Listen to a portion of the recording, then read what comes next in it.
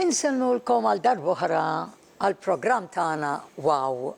Jien Ġose Ċappara flimkien mal-ħabiba tiegħi Beverly River għal darbohra qegħdin magħkom biex naqsmu magħkom ideat, affarijiet li jistgħu lilna jgħinuna fil-ħajja tagħna ta' kuljum ħalli nkunu nistgħu ngħixu b'mod aktar seren u iktar nkunu kapaċi niffaċċjaw il-ħajja tagħna. Mela, dil-ġimgħa kenna ammont inkredibbli ta' nies jistaqsu għax ħadu interess fuq dak li jedna l-aħħar darba. U fuq dan nixtieq illi nibda flimkien ma' Beverly wara li ngħidilha hello. Hi Beverly, how are you? Okay. Yeah, I'm just telling our televiewers how inundated we were with all the questions, you know, with the interest that people showed, and how grateful we are that many people, you know, were saying thank you for giving us the details about the percentage of people who survive. I think COVID. This past week has been record numbers of people contacting me. A lot of them were just grateful and saying thank you. Many of them are still frightened. Many of them have very specific questions. And many people feel confused, you know, and fearful due to that confusion. And I think if we can try and respond to some of the concerns that were raised and some of the fears. So if we address fear head on, it dissipates, it dissolves, it disappears. And that's really the objective here. We've been trying to explain how fear is dangerous to people's health. So we don't want to ignore something that people are experiencing genuine fear over when by sharing some facts, we can dissolve it. So true, yes.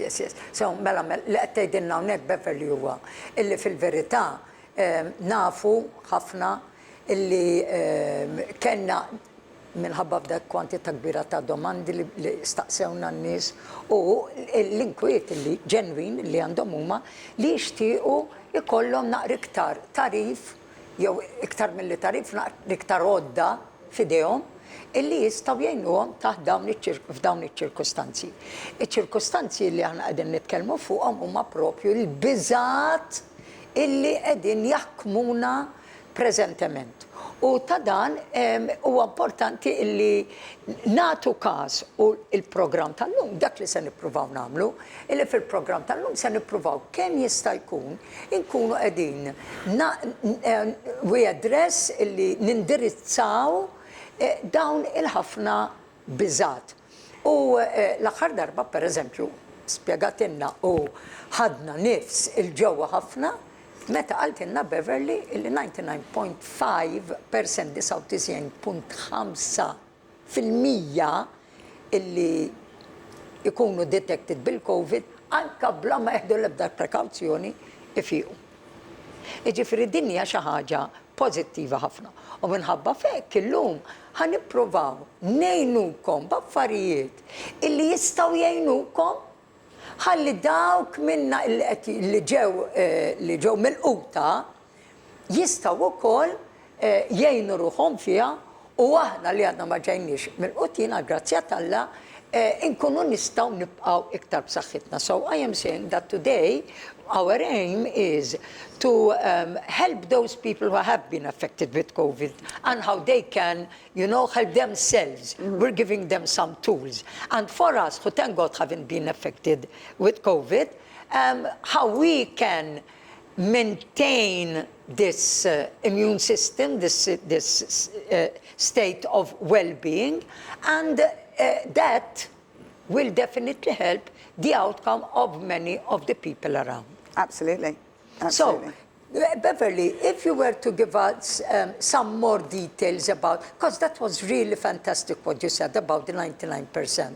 Are there any other kinds of statistics that one can turn to which can set our minds at rest a little bit about this pandemic? Well, I think, I always go to the science. Okay, yes, of course. So I spend most of my week literally on the World Health Organization, the CDC, and I also very much spend a great deal of my time involved with looking at what the FDA, which is the Food and Drug Administration, are saying, because I think it's important, all of us, are aware in real time of what's going on. I want to know what's going on. I'm a member of the planet as well. And so I know the World Health Organization, the FDA, the CDC have that information and they're collecting it daily. I think it's very important that we work with the science.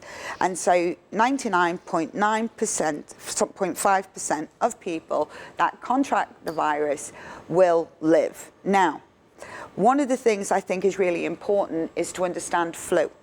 Okay, so many people, we spoke about this, the power of words, many people have come to me and said, I have flu, what should I do? Now, I can hear from their voice, they actually don't have flu, they have a cold. And my question has always been, if there was a €200 note on the floor right now, could you pick it up? If the answer is yes, you don't have flu. For those of you that have been unfortunate to have flu in your life, I have. I remember the exact year. It was so bad, I was in bed for 2 weeks. I broke a rib on each side from coughing. I couldn't go to the bathroom. I couldn't leave the room I was in. All right? It took me 6 months to fully recover and feel like myself again. And I was left, with affected vision. Mm-hmm. Real flu is really bad, okay? It always has been, always. And so what most people experience is a cold, all right? It is not flu. COVID and flu, both viruses. So how do we deal with viruses? For me, it's always been about, one, prevention. How do we do that? We boost our immune system. How do we do that? We body brush, we activate the lymphatic system, we give ourselves lots of antioxidants, liposomal vitamin C, glutathione, we went through the whole list, all right? So we make sure we do all we can to prevent. Okay, all right? good. That's step one. Yes. So, mela, ħalli nispjegaw naqra waħda x'qed tgħidilna x'inhija l-ewwel pass biex lilna jgħinna nibdew nirkupraw. Nifhmu eżattament x'inhija s-sitwazzjoni meta jkollok virus. U hija qed tgħid li l-informazzjoni li hija ġabet bħal-mija ta' 99.5% li definitivament ifiequ mill-COVID. Qed semmit ukoll entitajiet bħal mal-WHO, l-FDA, CDC, li huma biex ngħidlek l-iktar entitajiet importanti u f'pożizzjoni li qed jistudjaw dak li qed jiġri fid-dinja u joħorġu bil-fatti huma wkoll. Issa, qed tgħid illi biex nifhmu eżatt x'inhija din biċċa xogħol. Ejja nieħdu l-eżempju ta' meta aħna għandna rieħ jew meta għandna l-flu. U qed tagħmel distinzjoni. Issa, il-flu u virus bħal huwa il-COVID. U jgħid tgħid, il-ħafna drabi ċemplu l-nies jgħidu l-isma' għandi l-flu u tgħidilhom le. Jekk inti għandek karta ta' €20 fl-art, kapaċi tiġbora jekk jgħidulha iva, tgħidilhom mela dak huwa rieħ komuni, common cold. Imma jekk inti verament għandek il-flu u ċerti nies li kellhom il-flu jafu xi ġifieri, tat eżempju tagħha nifisha fejn qalet illi tiftakar eżatt is-sena meta veru kellha l-flu u tant solot illi qasmet żewġ kustilji bis-sola u la kienet tista' tqum mis-sodda u deni hemmhekk meta inti għandek il-vera flu. dak kull virus tal-flu l-istess bħal meta għandek il-virus tal-COVID. Mhux meta inti detected dik hija differenti. Iva għandek daqsxejn jidher li jista' jkollok li inti pożittiv. Però ma jfissirx li inti marida. Qed tifhem u din naħseb li hija importanti li nifhmuha. U qed tgħidilna wkoll illi jekk aħna nifhmu illi ovvjament hemm ukoll nies li jmutu bil-flu, hemm nies li jmutu bil-COVID. Imma huma fil-minoranza assoluta illi jmutu dawn in-nies illi kollhom. Mela tgħidli allura niġu taf kif niġi nqawwin jien u ma le mhux qed ngħidu hekk. Qed ngħidu imma biex inserħu ras in-nies ħalli jifhmu sew x'inhija id-differenza bejn meta inti għandek is-sintomi ta' xi ħaġa u meta fil-verità għandek il-virus. Hemm din id-differenza. U hemmhekk hija qed tgħidilna li aħna jekk narfuhom nibdew issa il-proċess ta' x'għandna nagħmlu u x'għodda għandna nużaw biex aħna niġġildulhom. U aħna fil-programmi tagħna diġà tajna ħafna minnhom, fosthom pereżempju huwa il-body brushing illi għedna illi għandna nagħmlu kuljum biex ngħinu is-sistema linfetika kif aħna rridu nagħmlu biex ikonna l-immune system tagħna ikun aħjar, antioxidants li rridu nieħdu, pereżempju ċertu vitamini, ċertu supplements li l-ġisem jarmi u ma jkunx jisterġa' jirriġenera bħal muż-żink, il-vitamin D, il-vitamin C, etc. U naqra exercise. U meta aħna qed nitalmu inħadnu u naħdmu dawn l-affarijiet bħal huwa il-pranayama, tiftakru meta minna l-eżerċizzju tan-nifs, hemmhekk aħna nkunu nafu li allura għandna biżżejjed għodda meta qed nipprattikawhom kuljum biex insaħħu l-immune system ħalli il-virus ma jattakkax bil-qawwi. Great. So I have been translating what you have actually said, about how important it is to practice what we are learning during these sessions. Because, to know and not do is not to know. ħafna nies jgħidlek iva naf, imma ma jagħmlu xejn. Li tkun taf, u ma toħux azzjoni fuqha, issa ma taf xejn. Jiġifieri għalhekk huwa importanti li aħna nipprattikaw dan I mean, at the end of the day, when people have rang me, particularly this past week, some people in quite a bad state because they were tested positive, all right? And they were like, what should I do? What should I? And they're freaking out. And the first question I said, have you been doing body brushing? Have you been doing the prana breathing? No. Do I do it now? For me, I wouldn't go outside without putting clothes on. All right? So we're in a pandemic, people. Put your immunity up. Get your lymphatic system on each day. Get your lungs. This is a respiratory virus. Exercise those lungs. Do your breathing every morning, every afternoon, every evening. You know how to do it. And plus you're blessed. You have salt pans everywhere.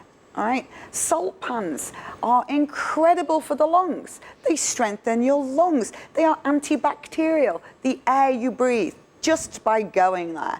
The air you breathe is antibacterial, antimicrobial. It can regenerate cells in your lungs.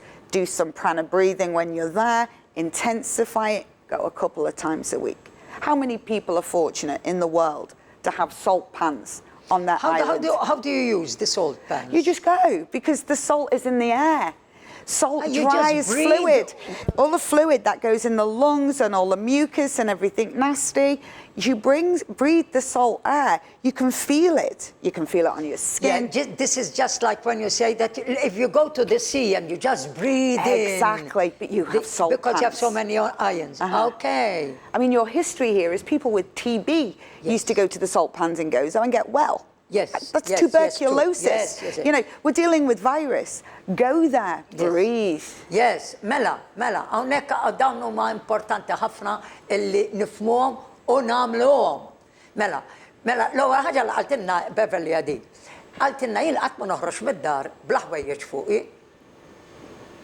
Għaliex tipplesti li l-nifisam ba toħroġ. Issa ħafna minn nies iċemplu lejdu l-isma x'għand il-virus se nagħmel, tgħid nagħmel naqra pranayama, tgħid nieħu nagħmel naqra breathing exercises. L-importanti li inti issaħħaħ lilek innifsek biex ma taqbdikx il-ħaġa, biex l-immune system tiegħek ikun il-fuq, tagħmel il-body brushing, tieħu l-arja, u għajt tissemminna xaġa interessanti. Illi jiena għalija hija quite new fis-sens illi qatt ma fimt eżattament x'inhi. Tal-baħar kont nafa, imma tas-salt pens le. Aħna Malta għandna f'ħafna bajjiet għandna dawk l-ispazji fejn jinżamm il-melħ fihom. Umbat il-melħ jinġabar. Ġilli jinġabar, ġilma jinġabar. Imma qed tgħidilna illi jekk aħna morru qrib dawn il-postijiet u ġast nieħdu l-arja, fl-arja, l-arja ikolla dak il-minerali kollha illi il-baħar itella bil-melħ fih. U meta aħna nieħdu l-arja tagħhom, jingħatfilna il-pulmun u jagħtina ħafna forza interna. U qed issemmi tajjeb ħafna li fil-fatt ta' Malta kellna storja ta' TB, tan-nies li kienu jibatu mit-TB, u daw kienu jmorru propju f'dawn il-postijiet biex jieħdu l-arja tal-baħar u l-arja ta' dawn l-irqajja tal-melħ. Ħalli ifiqu minnhom. Għaliex, għax il-pandemija li għandna bħalissa eżiż hija xi ħaġa respiratorja li taffettwa n-nifs, li taffettwa l-pulmun.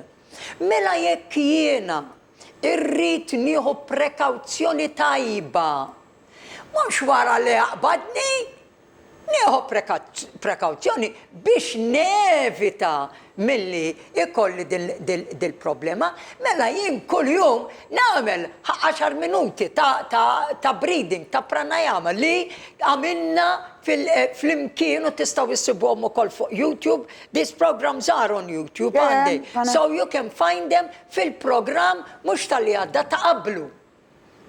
Mux tal-li għadda ta' qablu minn għalija l-14 il-program. Was it the 14th program that we did?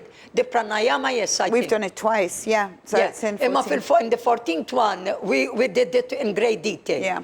Issa, ġiviri, jekk intom titħlu YouTube u tistaw isseguhom, tagħmluhom darbtejn li darbit kuljum biex inti s-saxħaħ il-pulmon, biex inti jekk mur fej bahar, tajgħax bil-maskra rrit noqgħod, iva, inti jekk inti qiegħda fej bahar u sempliċiment momentarjament tieħu naqra nifs, jew toqgħod fil-karozza fejn mhux bil-forsi tilbes il-maskra u inti tieħu nifs f'dik l-erja fejn hemm il-salt pens, fejn hemm il-baħar, qed tnaddaf, qed timla l-pulmun bil-minerali li għandu bżonn. Jiġifieri huwa importanti illi mhux tistenna li timrat. Inti saħħaħ lilek innifsek u l-immune system tiegħek biex billi tagħmel dan l-eżerċizzji ħfief ħalli inti tkun b'saħħtek biżżejjed biex ma jaqbdikx. U jekk stess ikollok il-virus ma jaqbdikx, ma jattakkax bil-qawwi. So that's really, really good. I mean, this thing with this old pens is something that we don't really appreciate. Well, I think actually we do it in an indirect way because we go to the beach, or else even to nature. No? Yeah, I think that's also when it's respiratory, the salt content. And it's about concentration at the salt pans is incredible, you know. I think we've got to look at this two ways. First way is how do we prevent getting the virus to begin with? How do we prevent that? How do we increase our odds to not catching it, right? And that means we know neuropeptide, norepinephrine, all right, is sent down to the cells when we are stressed, anxious and fearful. Norepinephrine needs to be in the cells, all right, for the cells to be open to allow virus in. So, point number one, if we are happy and we are not anxious and we are not fearful, we are happy, all right, then we're not sending norepinephrine down to the cells. So we've blocked that point there. We're strengthening our immune system every day with the body brushing, we're turning the lymphatic system on. we're focusing on our lungs and our respiratory tract. It's like bodybuilding, you know. Pranayama is bodybuilding for your entire upper respiratory tract. And the threat is a respiratory virus. So we want to really have these tools supercharged and super built up. So that's from a prevention perspective. And we live on an island where we can go to salt pans and really help us train those lungs, particularly if people have had asthma, you know, or have asthma now. Use a salt pipe. It's a Hungarian salt pipe, you know, and if you want to know more about it, go to the Facebook group and I will post on there what you can do with it. But we can help anybody exercise, tone, train and strengthen their lungs and their upper respiratory tract. We spoke about sinus rinse, cleaning the sinus, getting rid of the mucus. Nothing sticky for COVID to stick on, all right? So we keep all of this clear, all of this trained, the immune system activated every day, all right? And we are preventing. Great.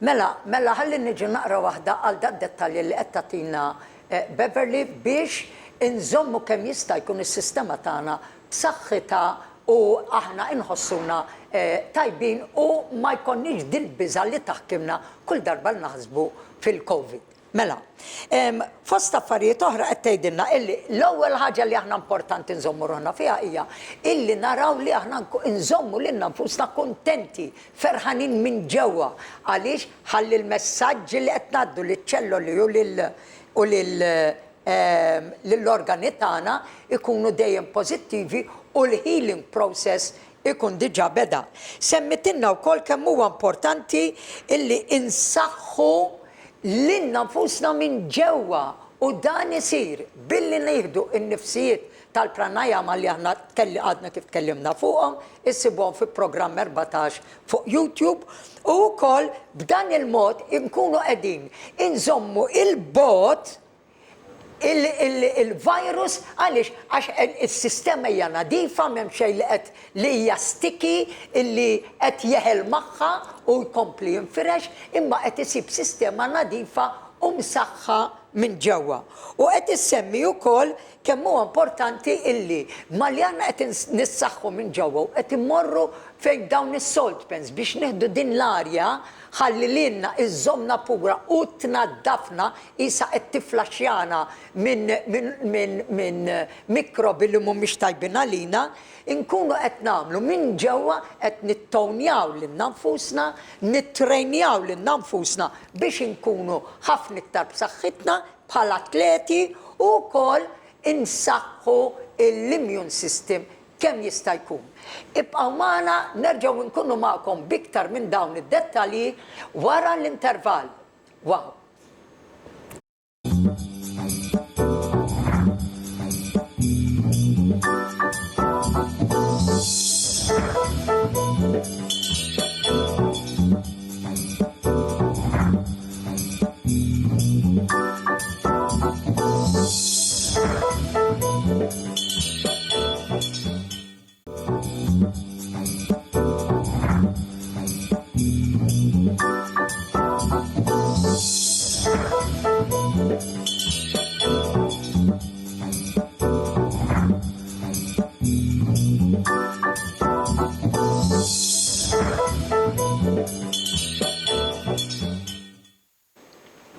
Ġajna lura għal tieni parti tal-programm tagħna waw jiena Ġożef Ċappara l-ħabiba tiegħi Beverly Rimmer inselmu lil dawk li għadhom kif naqdu magħna u nfakrukom li fil-programm tal-lum qegħdin kemm jista' jkun ngħinukom ħalli nwieġbu dak il-mijiet ta' domandi u telefonati li kellna biex naraw kif nistgħu insaħħu lil nfusna iktar fuq din is-sistema ta' ixu li għanna bħalissa tal-Covid. U semmejna il-Beverly qed tgħidilna kemm importanti li nagħmlu l-eżerċizzju tal-pranayama darbtejn 3 darbit kuljum, kemm huwa importanti li niklu tajjeb, nagħmlu naqra eżerċizzju u kif nieħdu is-supplementi li għandna bżonn nieħdu u fl-istess ħin biex fl-istess ħin insaħħu lilna nfusna minn ġewwa u kif atleta jipprepara lilu nnifsu għall-maratona, aħna kuljum qed nippreparaw lilna nfusna biex nirreżistu il-virus tal-COVID. So, yeah, this, thank you, Bev, because I am going through for the sake of the people who have just joined us. And at the same time, we need also to understand that really and truly there isn't much knowledge, is there, about what this COVID thing is about. No. There are many assumptions, but unfortunately, there doesn't seem to be, a fact that we know about. And this is why I think that they, with their research and their experimentations, the authorities, the FDA, which you mentioned before, they go through phases. Can you elaborate a little bit on this? Again, I follow the science. Yes. I have a lot of people asking me what needs to be done, what can I do, how can I protect myself, and what do I do if I get it? All of these questions come to me. So I follow the science. World Health, FDA, CDC. And what we know at this stage is that we've gone through phase 1 and phase 2 of the trials for COVID vaccines. We're now in phase 3, which is clinical trials. Quite standard, clinical trials. Clinical trials are the period where information is gathered, so we can see what potential benefits and what potential risks, and if there are any side effects. And all of this is data being collected and experienced and known about on a daily basis for many years. I do believe the clinical trials for the vaccine end at the end of 2022. So we're at the beginning at the moment, and the information is coming in every day. And some days it looks truly promising, and then other days, not so, and then other days you get very excited by the information coming in. And that's why it has a period of time. So at the end, you've collected all this information from everywhere, all over the world. It can be analyzed. The scientists can go through it. The FDA at that time will decide whether it is going to approve those vaccines. If so, how is it going to dose them? Based on the information that's come in, should it be a criteria certain people shouldn't have it? Who are they?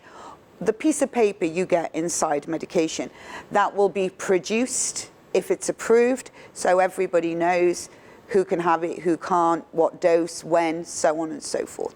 And that will happen at the end of 2022, all right? Mm-hmm. But clinical trials are essential because this is the period of time that the knowing begins. We start to know. We're no longer guessing or hoping or wishing. Mm-hmm. We're knowing.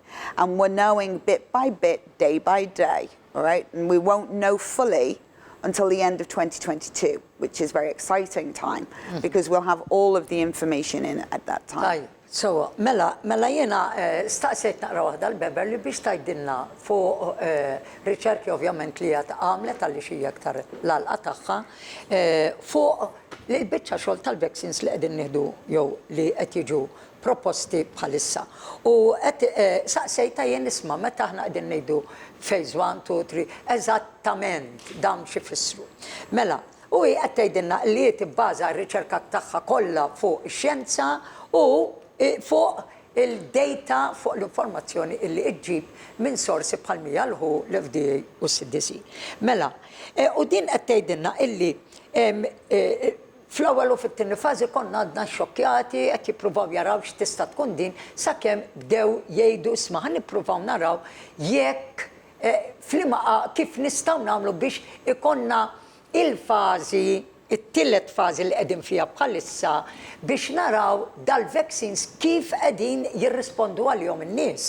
Għaliex? Għaliex il-phase 3 hija fejn isiru l-esperimenti, ġifieri dak li jkun isir jaf titkellem fuq xjentistina, illi jibda jiġbor id-data ta' kull min qed jieħu il-vaccine biex jara kif qed taffettwah.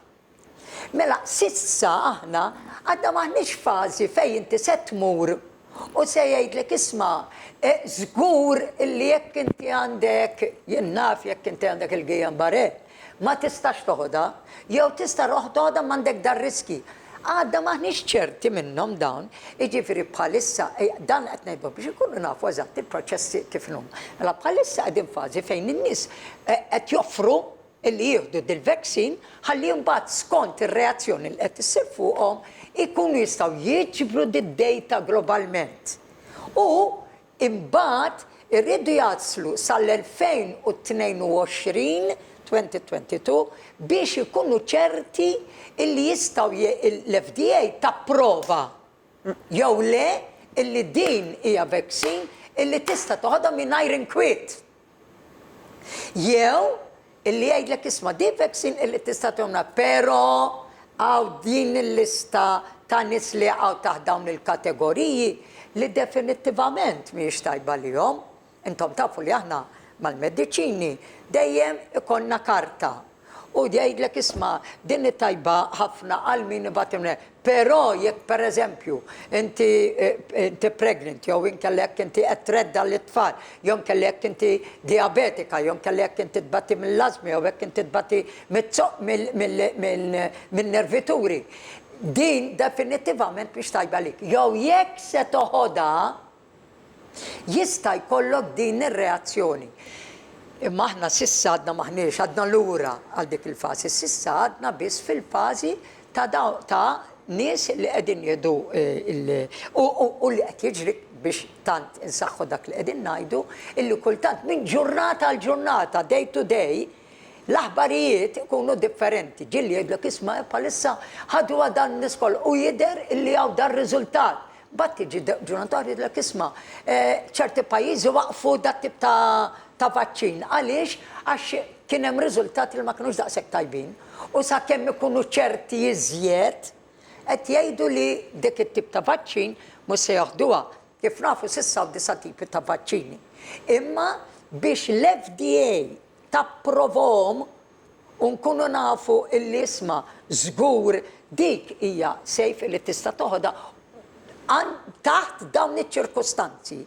Dik hemmhekk irridu naslu sal-2022. Imma minkejja dan kollu nibqgħu dejjem infakru illi 99.5% ta' kull min jiġi affettwat anke mingħajr ma jieħu l-ebda xejn, dawn huma kollha nies illi se jirgbu din il-virus u jgħixu ħajja normali. And you know, I think at this stage, it's too early on, really, in the trials. People are asking me constantly, well, what's the update? What's the update? What's the update? It's too early in the trials for there to be an update. The information's still coming in and it will continue to come in. What we need to do, I'm not going to just sit around and wait till the end of 2022. I want to take action now, and that's why I prevent. Get my immune system on, get my lungs strengthened, and I am very, very mindful. There is nothing to be fearful of. 99.5% of people who get it live. These are good odds. I'm really grateful for those odds. I would like to push them a little bit more in my favor, and we can do that by increasing our antioxidants, vitamin C, D3, zinc, glutathione. We can add these things, and anybody wants to know about a good source of them, they can come over to the Facebook group and have a look there. I've covered them all right? And if we boost ourselves, particularly if we have an autoimmune disorder, which we know is a, underlying additional causation, we want to really be addressing that by being stronger. Yes. The reason they say, people with underlying health conditions are affected worse is because healing goes where energy flows.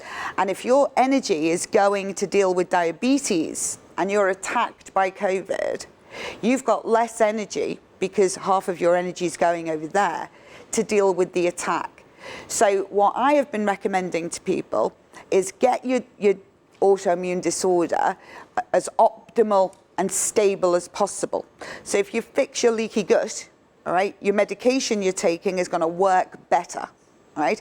Therefore, your body's sending less energy to your autoimmune disease, and your body building your immune system to prevent or deal with or defend you against attack. Okay, great. All right. Mela, qed tgħidilna illi ovvjament aħna li nafu eżattament dil-biċċa xogħol issa b'dawn il-fatti wkoll u nafu aħna kollha minn xi xaddejjin.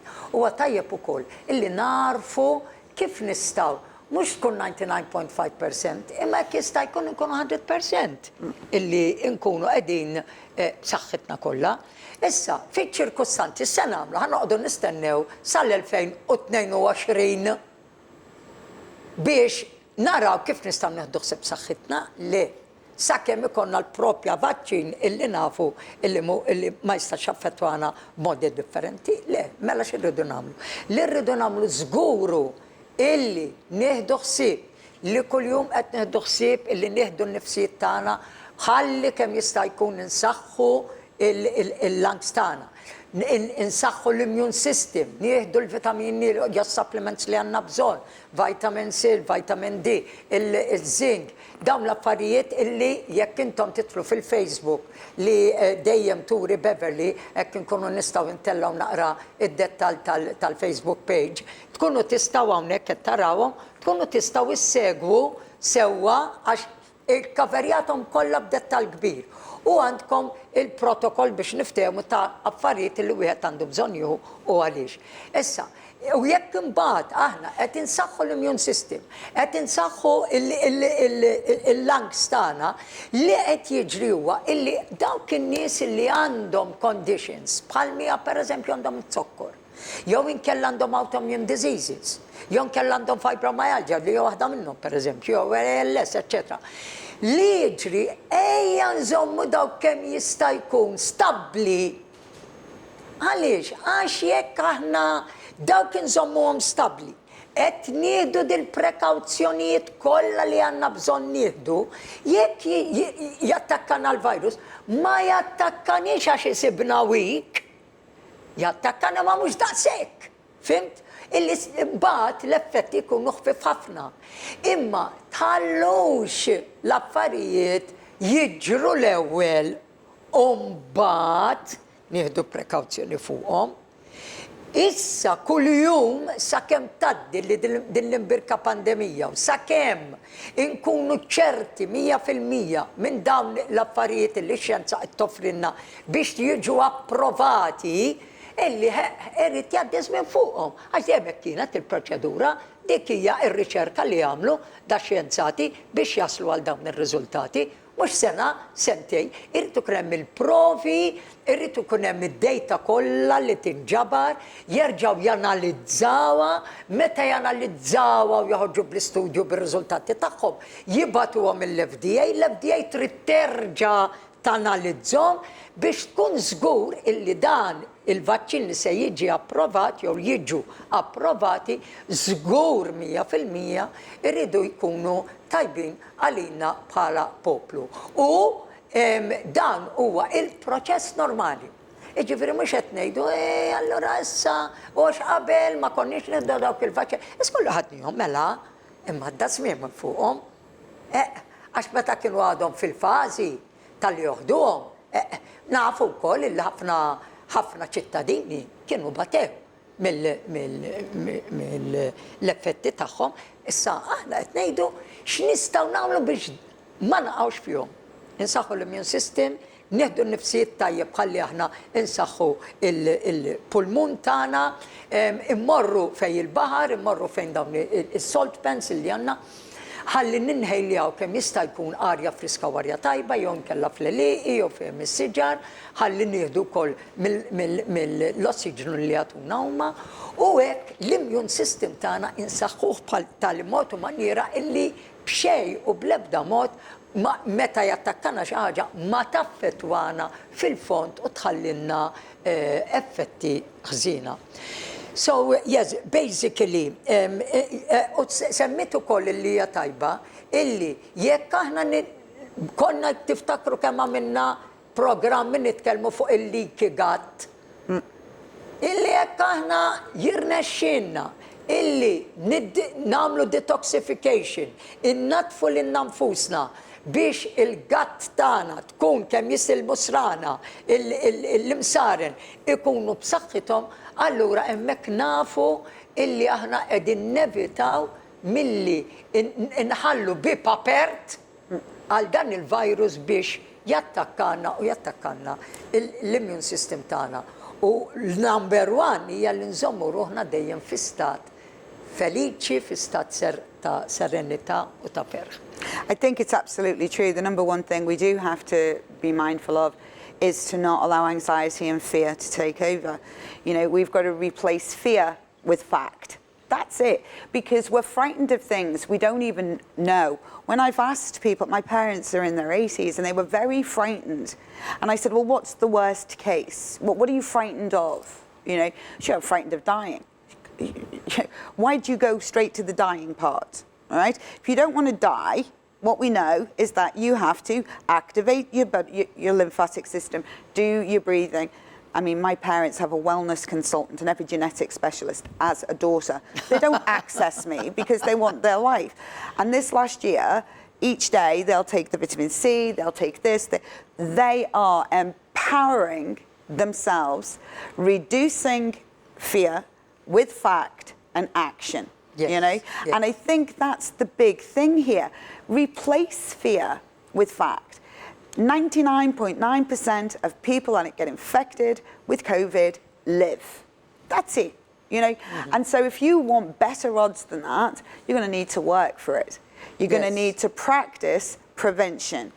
You're going to need to defend your body, really defend your body, give it the tools it needs to be able to defend itself for you.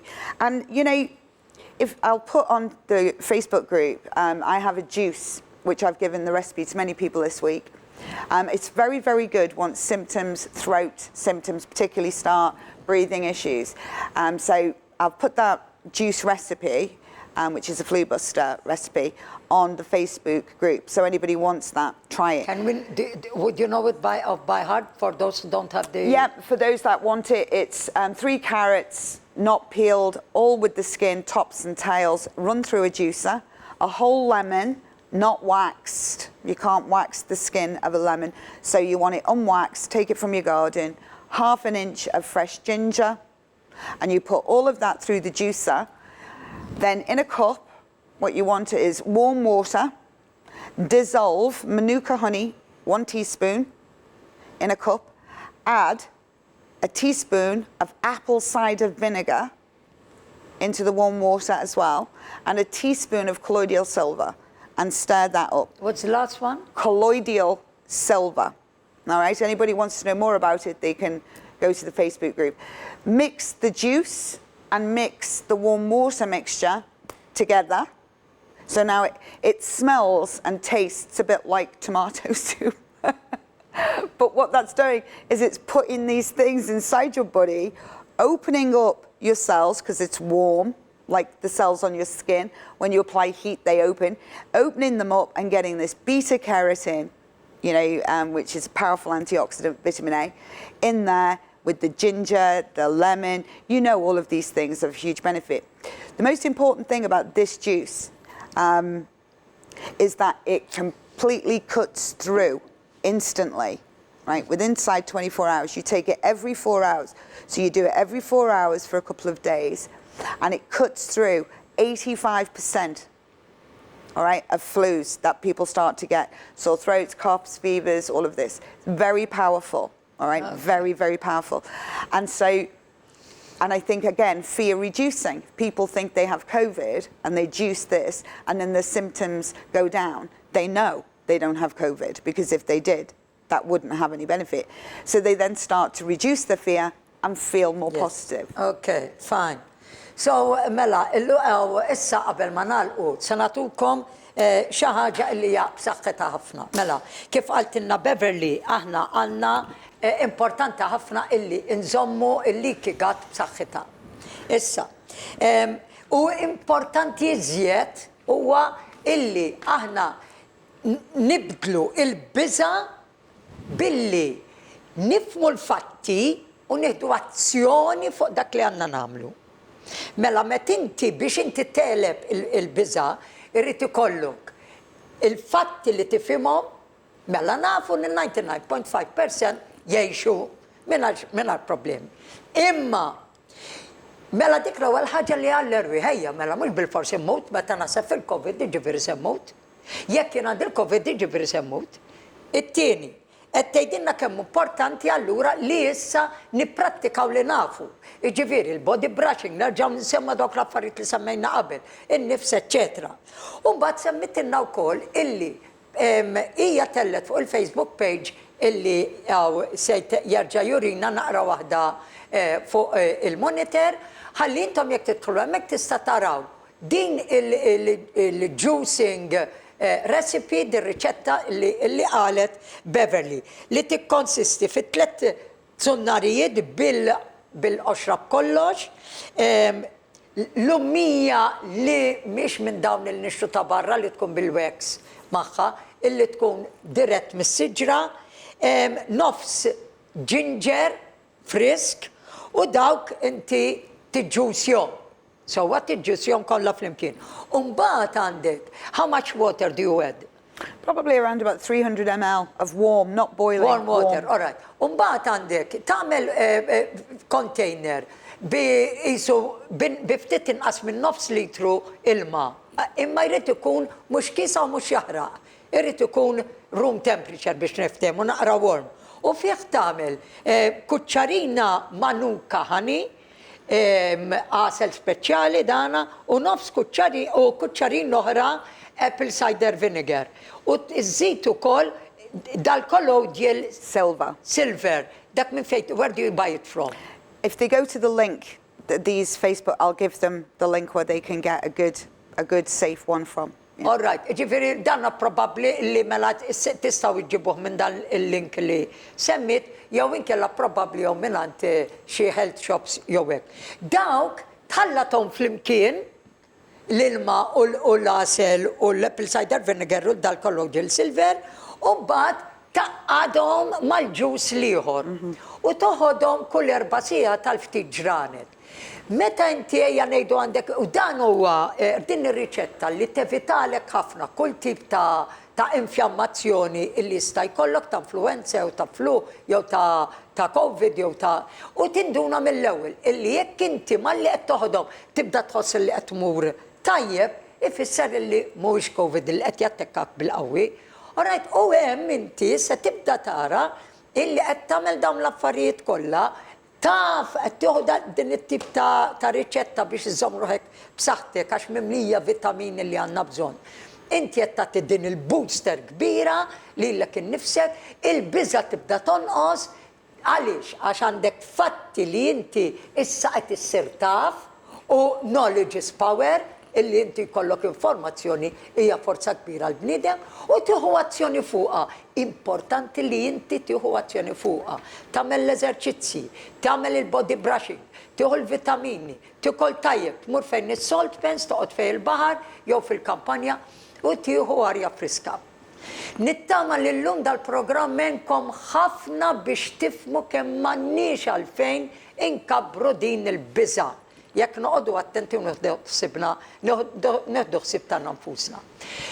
Fil-waqt nfakkarkom li hemm repetizzjoni għada nhar l-erba fil-11 ta' filgħodu u l-ħadd fit-8 ta' filgħaxija jiena fismi Joseph Chappara fisem Beverly insellmilkom nirringrazzja dejjem il-hairdresser tiegħi il-Naomi u lil Francis tax-xogħol illi għamlu u ta' lajnuna illi għatuni kull darba li kolli bżon unċempel illi kolli xi program u fl-istess ħin nixtieq nirringrazzja lilkom u nixtieq ilkom ħafna saħħa u enerġija tajba u pożittività.